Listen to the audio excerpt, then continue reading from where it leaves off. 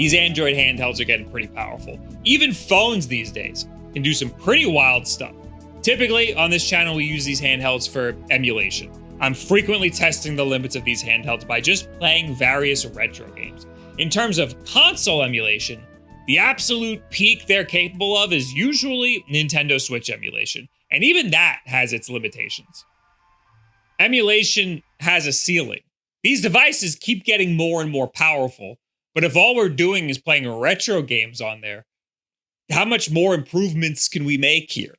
I would get way more use out of these if they were more like PC handhelds. What if I could get a bunch of my Steam library on here?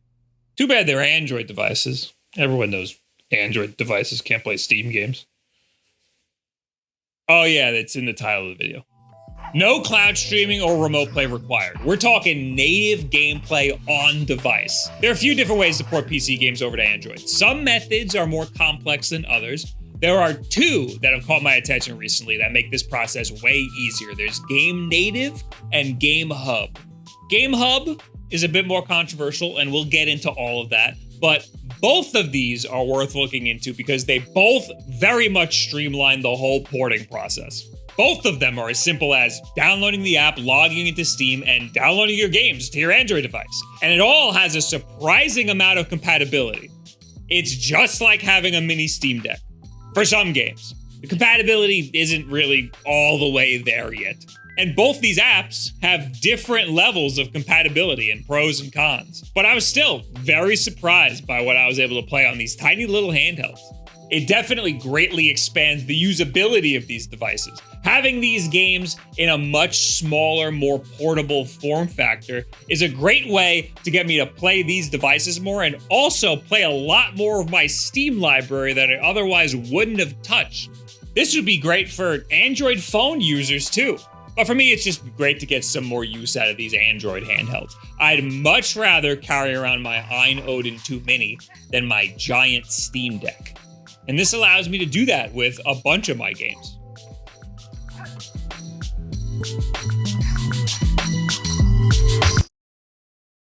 This video is sponsored by Factor.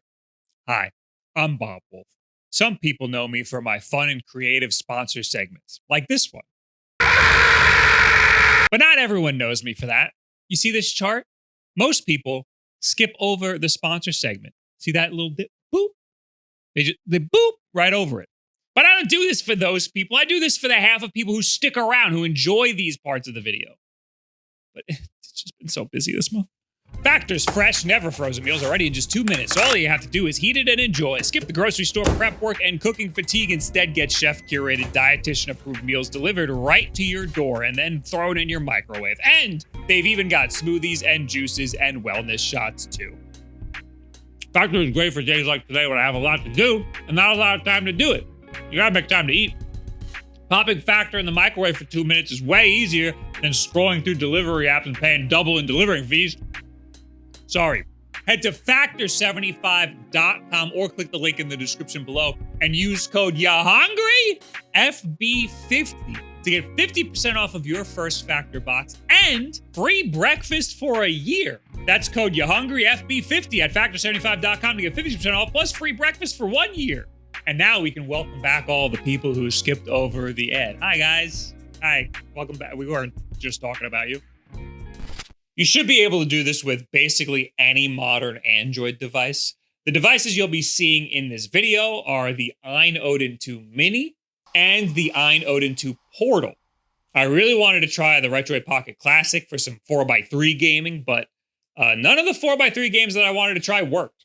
I also really wanted to use the Retroid Pocket 5 because that's a much cheaper Android handheld that is a bit more popular, but it just won't connect to my Wi-Fi anymore, so that was frustrating. I got the Retroid to work. It just wasn't working on that day for some reason. Eventually, it connected to my Wi-Fi, and now I get a D-pad on the top, so I'm probably going to use this a lot more. Although all my buttons are switched around. I got to fix that. This is the Nintendo layout. I have a video on this, the Odin 2 Mini. I'll link it in a card over there. And I kind of have a video on the Odin 2 Portal. They look a lot different, but they're essentially the same device. They have the exact same internals. It's the same chipset in there. And I like this one more because even though it doesn't have a 120 hertz screen, look at how cute it is. I started this journey using GameHub. I was told it's extremely user-friendly, and for the most part, it is. This is the controversial one. It's controversial because the developers of this app may have stolen some code from Yuzu for their own paid Nintendo Switch emulator way back in the day.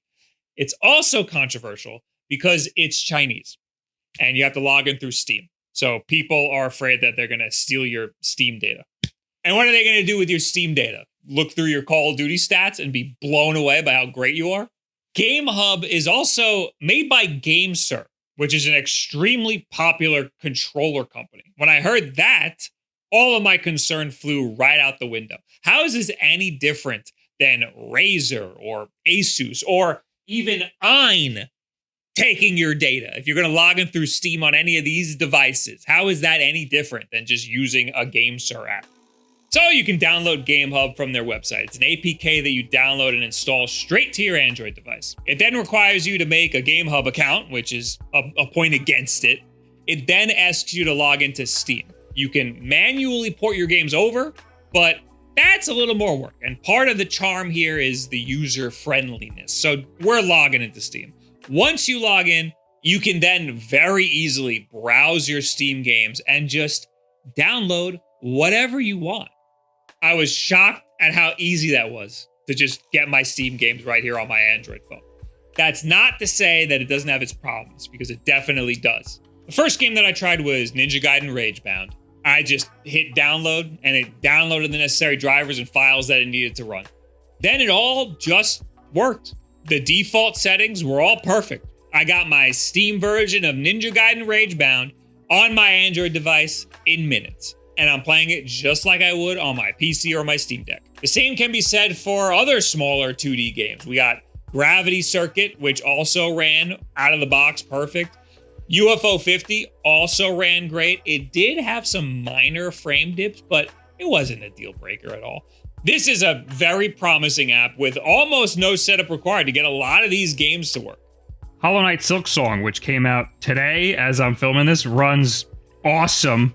It was a little skippy when I was running it at standard performance mode, but I switched it over to high performance, and now we're getting a full 60 frames with no dips at all. Maybe sometimes when it's compiling shaders, but I mean, this is the first time I'm running the game, so it's incredibly smooth as far as I can tell. I did limit the frame rate to just 60 frames because this game wants to use all of the frames, and it definitely doesn't need that. Okay, I'm going to stop talking because I'm going to die to this boss. I was only able to run this game on GameHub, though. Game native, I couldn't find settings that would get me into the game. Also, the cutscenes did not work on GameHub. I had to skip them by tapping and then pressing the A button. But the gameplay works just fine. Then I tried some 3D games. GameHub has a compatibility checkmark, similar to how Valve has the Steam Deck verified checkmark. Games within your library will have a green checkmark if they have perfect compatibility with GameHub. Although, in my experience, almost no 3D games with this checkmark had, well, any compatibility at all. To my surprise, Neon White ran amazingly. When uncapping the frame rate, I was getting around 70 frames per second. I would probably cap it at 60 just to be safe, but I was just seeing what I could get away with. Bomb Rush Cyberpunk ran all right, kind of like a Switch 1 game. It hovered around 30 frames per second, but it was stable. Half-Life 2 loads up, but GameHub does not have Steam input compatibility, and that's the only way to use a controller with Half-Life 2. So there was no controller support for this game specifically, which was a shame. Then I tried a lot more games. I tried to push this thing to the limits. Street Fighter 6 did not work. Resident Evil 4 also did not work. Marvel Rivals has a useless launcher that breaks things. Guilty Gear Strive, which says has perfect compatibility, just wouldn't even download. The whole reason that I wanted to try GameHub in the first place was because of a viral tweet that went around showing Grand Theft Auto 5 running natively on an Android device, and people were saying it runs right out of the box very easily, and it's even got a little compatibility checkmark on GameHub. So I bought Grand Theft Auto. This is the third time I'm buying it. My wife just bought it 3 days ago, And it doesn't work with Steam family sharing. So I bought it again and it does not work. And apparently I was looking it up. You need the pirated version for GameHub. What in the So for best compatibility, you're going to want to stick with much smaller games. Not all of your games are going to work on GameHub. Don't run out and buy an Android device specifically for GameHub. And my biggest gripe with GameHub is it doesn't have Steam Cloud Save compatibility. That is enough to ruin the whole thing for me. If I start a game on GameHub, I'm pretty much locked to only playing that game on GameHub unless I want to like extract the save file or something. I want the versatility of being able to play these games back and forth between a bunch of different devices. The only way to get Steam Cloud Save Sync on GameHub right now is to run the Steam client through GameHub and change a bunch of settings. I could not for the life of me get this to work, so I scrapped this. I've seen some videos on it. I'll link them below. Maybe you can get it to work. The moral of the story here is that GameHub is great for plug-and-play gameplay of indie games and some very light 3D games, but it does not have cloud saves. It also had a rough time downloading things. I would almost always have to restart the download on every single game that I tried to download on any device that I tried to download it on. That was very frustrating. I've also been switching back and forth between different Android devices because I was running out of space. It turns out these PC games are just a little big for Android phones. So I started off very bullish on GameHub. It seemed extremely easy to use when I was setting it up, but the promise of compatibility with some games and then most of them just not working at all really soured me a bit. But don't get me wrong, I'm still more than happy to get these smaller indie games over on my Android device. That's still a huge feat. So I decided to move over to Game Native. Let's see if that's any better. This is another app that you download straight from the browser right onto your Android device. This one does not require you to make an account with them, but it does require you to link your Steam account, which is fine. Once you're in, it also just lets you download any game from your Steam library. This was also shockingly easy to set up. However, the games are not plug and play. I started with Ninja Gaiden Ragebound, and it was rough. The game is a surprisingly heavy game for being a 2D pixel art game, but it's not that heavy. We just played it on GameHub. It should be fine here. Luckily, there are settings we can change. Unfortunately, there are a lot of settings we have to change. And I don't see any way to set like a global default in Game Native. So these settings have to be tweaked one game at a time. That's very annoying. Game Native is a bit more for tinkerers. I did a bunch of trial and error to get some settings that I liked. Are they perfect? Definitely not. I'm sure I'm doing some things wrong. So here are the settings that I use to get Ninja Gaiden to run good on Game Native. So we got 720p, a little smaller than I would like, but it works fine. DX wrapper, I think it was slightly more stable with VKD3D, but DX is fine. I see other people using that, so it's fine. DX version 2.3.1 because that's what this was using. I switched the GPU to AMD Vango because that's closer to a Steam Deck. Why not? I upped the video memory size. Gotta leave some room in the video memory size for the RAM. So we'll just do 4 gigabytes for a game like this. Everything else is default. I upped the frame limit from 30 to 60. Set the box 64 preset to performance. The startup selection was aggressive, and that is it. You hit the save. That was kind of a lot to figure out, a lot of trial and error to get just Ninja Gaiden to work. Whereas GameHub, it just worked. I used basically these same exact settings for every other game that I played in Game Native too, and I had varying levels of success.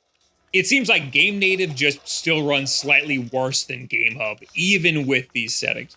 If you know better and you think there's any other settings that I should tweak to get better compatibility out of most of the games, then leave it in a comment below and I'll either pin it or I'll compile all of the best ones that I think work the best and I'll give you credit and pin it in my own comment.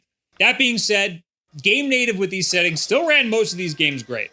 Ninja Gaiden, of course, ran just as good, maybe a little worse, but not much. Blasphemous 2, which is by the same devs, ran perfect. UFO 50 actually might have ran slightly better, but it still had some of those same minor frame dips. in the same spots that GameHub did.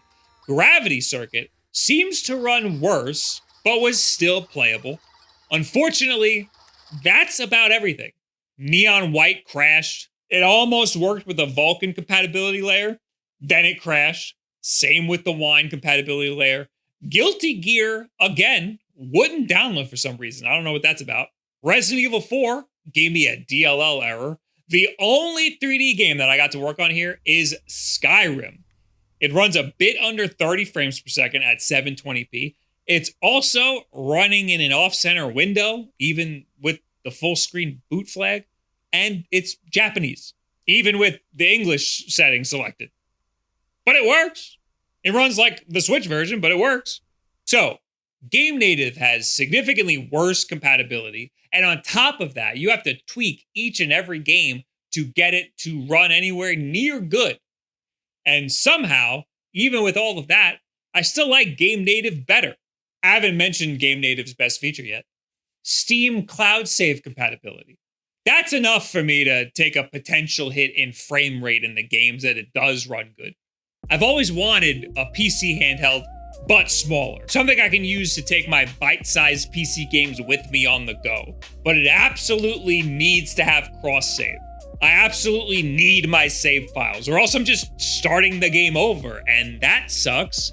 It's kind of a game changer to have these types of games on a device as small and as portable as the Odin 2 Mini, which is essentially a PS Vita. Now, if only I had a D-pad on the top, then it would be the perfect Steam 2D indie machine. It's not that portable though. Both GameHub and Game Native require you to have internet access just to authenticate that these Steam games are yours. So if you're out of the house, even if you just want to boot up one of these games, you're gonna have to connect to a hotspot. It doesn't take up that much data at all because it's just authenticating that you have the game. So if you're not downloading any games, it doesn't use much data at all. Both of these apps are getting very frequent updates. It's possible this video is out of date the second I hit publish. It's possible Game Native implements global settings tomorrow. It's possible GameHub implements cloud saves tomorrow. I really don't care who wins. I just want the best user experience. Whatever's gonna give me that is great. And as these two apps fight against each other, we all win. These two apps are both based off of win later. So as one gets better compatibility, I'm sure that will trickle on over to the other two. I suspect in a few months, we'll be seeing a ton more compatibility with 3D games on here. Some of these run on Proton, so it is essentially turning your Android device into a Steam Deck. We're unlocking actual modern PC games on our retro handhelds. This is the future that I want to see. Modern games wherever I want to play them. Whatever wacky device I decide to have in my pocket that day. So what do you guys think about getting Steam games on your Android devices? Is this giving you some ideas? Are there anything here you want to try? If you have an Android phone, that's the easiest way to try these things out. Just whip that baby out and try playing Silk Song on there. You can take it with you wherever. Some people are using it with Balatro. I haven't tried that yet, but I'm pretty sure the touchscreen should just work.